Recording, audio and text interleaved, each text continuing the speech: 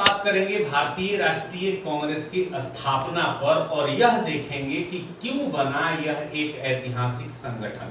भारत के स्वतंत्रता संग्राम का जब इतिहास लिखा गया तो उसमें सबसे अटूट और गौरवशाली अध्याय था भारतीय राष्ट्रीय कांग्रेस वाला अध्याय।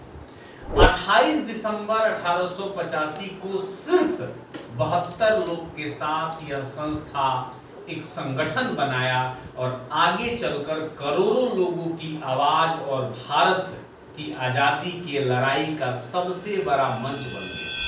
लेकिन क्या आपने कभी सोचा है कि आखिर इस कांग्रेस की स्थापना की जरूरत क्यों पड़ी? ऐसा क्या हुआ था कि देश के कोने कोने से लोग एक मंच पर इकट्ठा होने लगे? आज इस वीडियो में हम इसी को समझने का प्रयास करेंगे।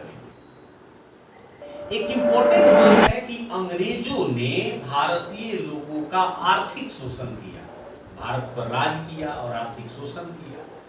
इनकी नीतियां जो आर्थिक बनी उसका मकसद था भारत के लोगों को लूटना और लूट कर भारतीय खजाना को इंग्लैंड भेज देना। भारत से यह सस्ता कच्चा माल जैसे कपास और रेशम खरीदते थे और इंग्लैंड ले जाकर कपड़े आदि इससे बनाते थे और इसे भारतीय बाजारों में महंगे दामों पर बेच देते थे, जिससे इनको डबल मुनाफा होता था।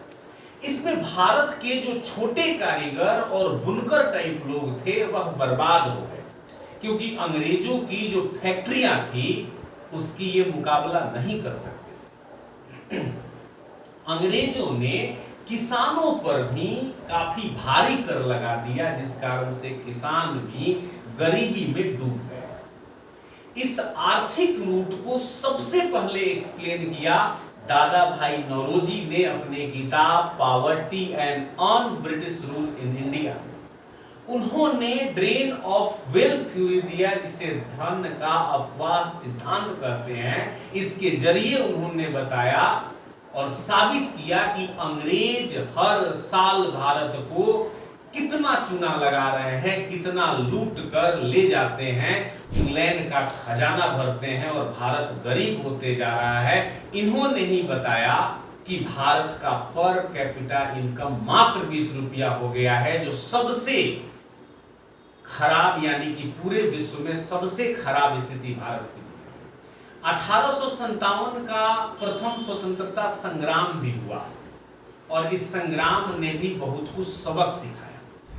इसने यह सबक सिखाया कि 1857 में जो बिखरा हुआ विद्रोह था, कभी दिल्ली में शुरू हो रहा था, कभी लखनऊ में शुरू हो रहा था, कभी अन्य कहीं शुरू हो रहा था, तो इससे एक नेशनल प्लेटफॉर्म नहीं बन पाएगा और अंग्रेजों से लड़ने में बहुत मुश्किलें आएंगी।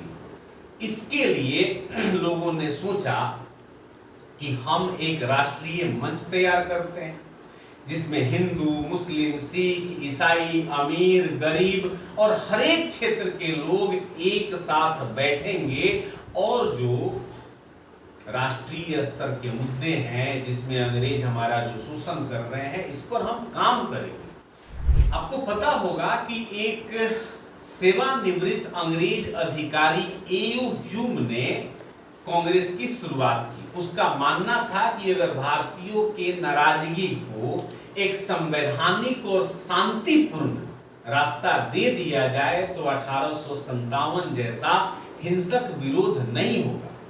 इसलिए उसने एक सुरक्षा बल, जिसे सेफ्टी बल्ब के नाम से भी जानते हैं, कांग्रेस सेफ्टी बल्ब के रूप में कांग्रेस की स्थापना की, जिससे कि अंग्रेज बचे रह सके, उस प्रकार की लड़ाई न हो।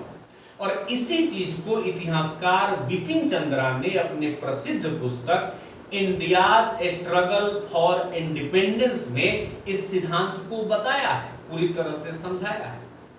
तीसरी अगर हम बात करें महत्वपूर्ण, तो नए विचारों के बयार ने अंग्रेजों ने भारत में अंग्रेजी शिक्षा का प्रचार किया, जिससे एक भारत में नया शिक्षित और मध्यम वर्ग का विकास हुआ, जिसे हम एजुकेटेड मिडिल क्लास कहते हैं। ये लोग वकील, डॉक्टर और शिक्षक तथा ऑफिसर बने।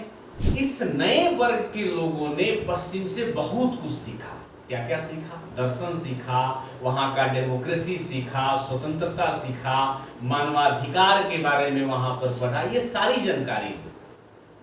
तब इन लोगों को यह महसूस हुआ कि भारत में भी ये अधिकार होने चाहिए, और उन्होंने देखा कि अंग्रेज भारत में अधिकार नहीं दे रहे हैं, जिनकी वो बात यानी कि अंग्रेज अपने अधिकार की बात देश में करते थे और यहाँ वही अधिकार नहीं दे रहे थे। बहुत सारे हमारे देश के नेता वहां जाकर पढ़े थे, तो इस कारण से उनके मन में जो है यह जोश आया कि हमें ये सारी चीजें क्यों नहीं मिल रही है। यहीं से एक शिक्षित युवा वर्ग का स्वरूप तैयार हुआ, जिसमें दादा भाई नौरोजी, गोपाल कृष्ण गोखले, फिरोज शाह मेहता आदि अन्य कई नेता थे जो बाहर से शिक्षा ग्रहण करके आए थे। उनका कहना था कि हम संवैधानिक तरीके से अंग्रेजों पर दबाव बना सकते हैं। अंग्रेजी पढ़े लिखे भारतीयों ने ही अंग्रेजों के सामने उन्हीं के नियमों से लड़ने का एक रास्ता बनाया, क्योंकि वो ब्रिटेन से सीखे हुए थे, ब्रिटेन में पढ़े थे वो।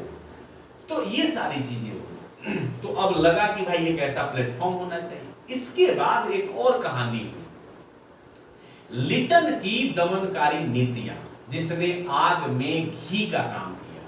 1876 से लेकर 1880 तक भारत के वायसराय के रूप में लिटन ने काम किया, और लिटन वायसराय रहते कुछ ऐसा फैसला लिया जिससे भारतीयों का गुस्सा सर के ऊपर चला गया।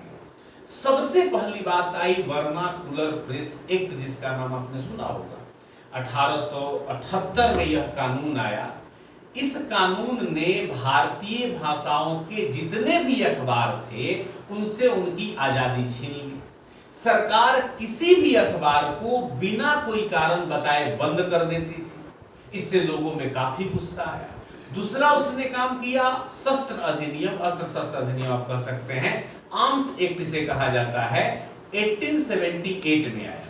इसके तहत भारतीयों के लिए बिना लाइसेंस के हथियार रखना गैर कानूनी हो गया, जबकि अंग्रेजों पर यह पाबंदी नहीं थी। तो यह जो है क्लियरली लोगों को भेदभाव दिखने लगा, यानी कि भेदभाव वाला कानून था, तो लोगों का गुस्सा इससे भी चला।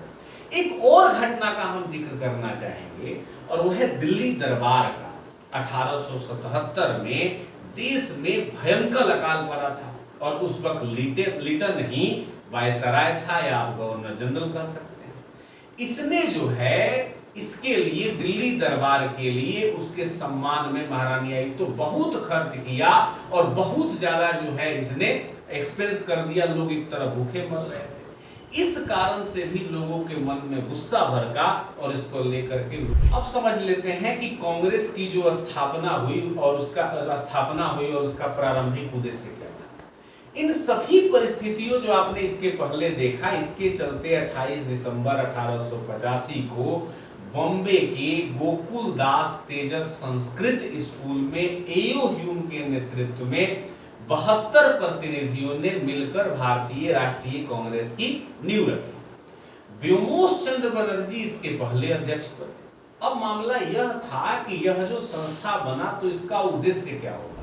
बहुत सिंपल सा उद्देश्य होगा, वो ये है कि देशभक्तों के बीच, जो देशभक्त लोग थे उनके बीच एकता स्थापित करना और भाईचारा को बढ़ावा देना, जिससे कि हम राष्ट्र निर्माण किया नींव तैयार कर सके। यहाँ पर जाति धर्म में काफी भेद थे, इस भेद को ही मिटाना था चूंकि राष्ट्र निर्माण हो सके। महत्वपूर्ण जो सामाजिक राजनीतिक मुद्दा उस वक्त के चर्चा में थे, उस मुद्दों पर काम करना था और नई योजनाओं को तैयार करना था।